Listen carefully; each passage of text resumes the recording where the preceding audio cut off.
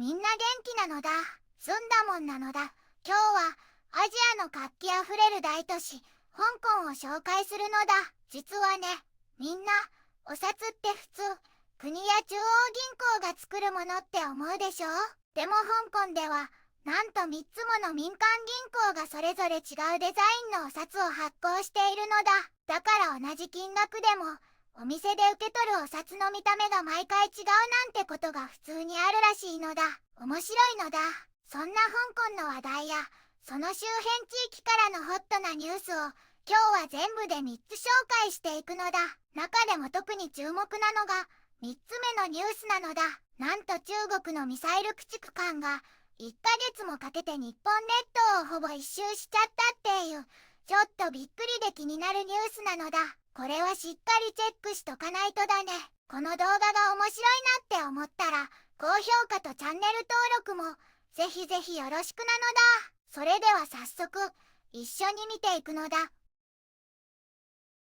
今日はアジアの真珠とも呼ばれる活気あふれる都市香港を紹介するのだ。中国大陸の南東に位置し美しいビクトリアハーバーが特徴的なのだ。特定の首都はないけれど金融の中心である仲田巻などがその役割を担っているのだよ。かつてイギリスの植民地だったこの地は1997年に中国へ返還され一国二制度の下で高度な自治を享受する特別行政区なのだ。人口はおよそ750万人。金融、貿易、物流、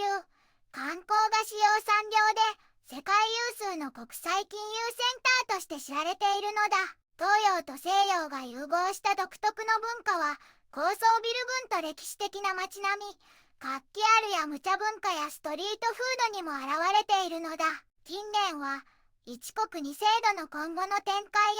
や国際都市としての魅力維持が注目されているのだよ。この小さな地域には常に新しい発見があるのだ。一つ目のニュースなのだ。中国の対ロ輸出、自動車需要減で減少も新たな合意に成長の余地。プーチン訪中で20件超の合意成立。メーカーは価格競争から解放されるとの見方という記事なのだ。プーチン大統領が中国を訪問したのだ。中国からロシアへの自動車輸出は一時減速したけどアメリカからの圧力がある今、新民元やルーブルでの貿易を拡大する余地は十分あるってみんな言ってるのだ。ロシアはウクライナ侵攻への制裁で西側諸国から消費財や電子機器、工場機械などを輸入しにくい状況なのだ。でも中国はロシアが欲しがるスマートフォンから産業機械までいろんな製品を作れるのだ。アメリカが交換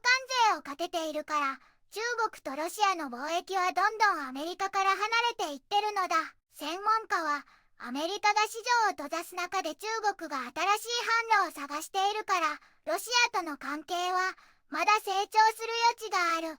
て分析しているのだ。プーチン大統領は習主席と会談してガスの大企業トップも同行していたのだ。そしてエネルギー、航空宇宙、AI、農業、健康、科学研究、教育といった分野で20以上の協力協定に署名したのだ。これは今後の関係強化に期待が持てるのだ。2つ目のニュースなのだ。SCO サミット後、外国首脳が中国の技術の域を集めた高速鉄道に乗車という記事なのだ。SCO サミットが終わった後、たくさんの国の偉い人たちが中国の高速鉄道に乗って天津から北京へ移動したのだ。これは勝利記念パレードに出席するためなのだ。ベラルーシやパキスタン、イラン、ネパールなど13カ国のトップがこの高速鉄道に乗ったのだ。この列車は中国で初めてできた現代的な高速鉄道で最高時速 350km 毎時で走るのだからとっても速いのだ。天津から北京までたった30分くらいで着いちゃうのだ。パレードは中国が第二次世界大戦で日本に勝ってから80周年を記念するものなのだ。中国は高速鉄道をどんどん発達させていて自分たちのすごい技術や経済力を世界にアピールしているのだ。移動しながら最新の技術を見てもらう良い機会になっているのだ。3つ目のニュースなのだ。中国 052D 型ミサイル駆逐艦と補給艦、東シナ海で日本の島を通過し1ヶ月かけ日本列島をほぼ周回、防衛省発表という記事なのだ。日本の防衛省によると、中国のミサイル駆逐艦が約1ヶ月かけて日本の列島をほぼ一周したのだ。この中国海軍の 052D 型ミサイル駆逐艦、ルヤン II-IQ、艦番号134、と補給艦は、先週日曜日、沖縄県の宮古島から東へ約 120km の場所で海上自衛隊に発見されたのだ。その後、これらの艦船は沖縄本島と宮古島の間を通り、東シナ海へ向かったことが確認されたのだ。防衛省と海上自衛隊は、護衛艦、夕立、夜哨戒機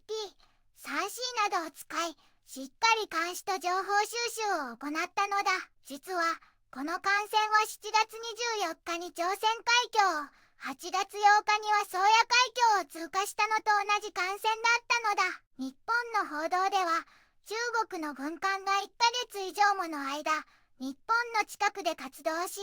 列島をほぼ一周したと伝えられているのだ。今日は香港の多様な魅力から、中国の国際的な存在感に焦点を当てたのだ。ロシアとの貿易拡大、世界に誇る高速鉄道、そして海軍の活動まで、中国の経済力、技術力、そして軍事的な動きが際立っていたのだ。アジア、そして世界の動向に今後もずんだもんが注目していくのだ。また次回も世界のニュースをたくさんお届けするのだ。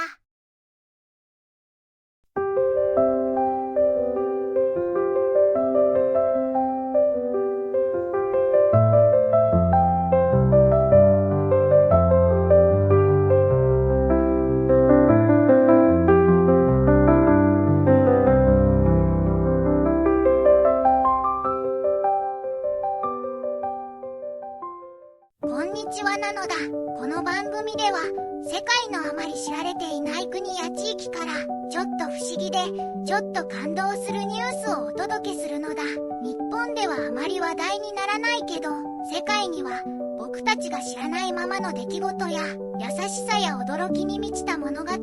くさんあるのだよ。テレビでもネットでもあまり見かけないけれど本当はもっと伝えられるべき小さな世界の声、そんな声を僕と一緒に見つけに行くのだ。さあ、一緒に知られざる世界の旅を始めるのだ。